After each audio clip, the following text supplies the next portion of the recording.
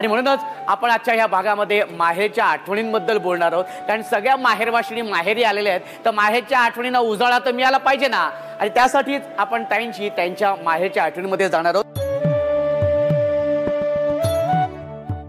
ताई, तुमचं नाव सांगा.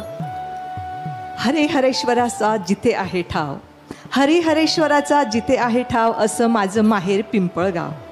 ज्या नगरीमध्ये चामुंडा मातेचा होतो गजर, असं माझं लोहारी सासर. आणि सकाळपासून जिचा करते मी धावा, ती चामुंडा माझी माता. आणि मी यशवंतरावांची संयोगिता संयोगिता संयोगिता. क्या बात है. भाऊजींनी नाव विचारलं तेव्हा पण असंच सांगितलं तुम्ही? भाऊजींची मी सयू. हो हो, सयू. चांगले बाबा. सयू ताई, बरं काय माहेरच्या आठवणी आहेत तुमच्या? एकदम छान मजेशीर. अर्थातच माहेर म्हटल्यानंतर आपल्या डोळ्यासमोर आपले आई वडील येतच असतात. माहेर म्हटलं की आता डोळ्यात पाणी येतं. कारण त्या ठिकाणी आज आई नाही, वडील नाही, आणि आहे काका काकू, मुलीसारखा जीव लावतात. पण त्या गल्लीमधून जाताना ज्यावेळेस आईच्या घराकडे पाहिलं जातं त्यावेळेस गपकन डोळ्यात पाणी येतं. कारण माझं लग्न झाल्यानंतर माझं शिक्षणच सुरू होतं आणि मलाही मूल पटकन झालं.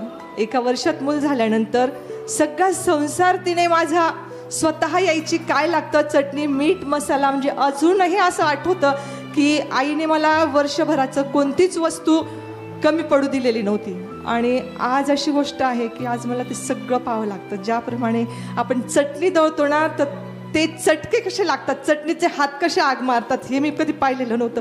ती आईची आठवण आता येते की तिने स्वतः चटणीचे हात भरलेले, तिचे किती आग मारत होते आणि आपण किती सुखामध्ये आरामशीर, कितीही चटणी वाया गेली तरी काही काळजी घेत नव्हतो.